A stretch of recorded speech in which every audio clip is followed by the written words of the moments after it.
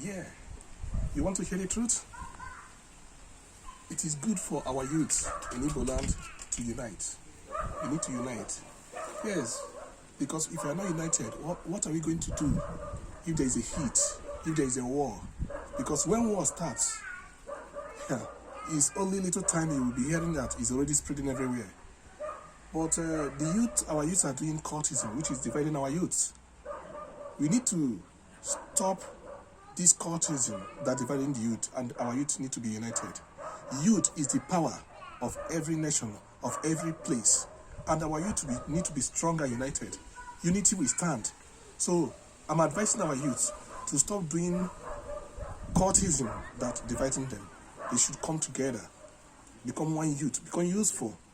Cultism has destroyed a lot of youths. They cannot go to university, and they wasted all their youthful age because of cultism. But without cultism, they are useful. They can be skillful.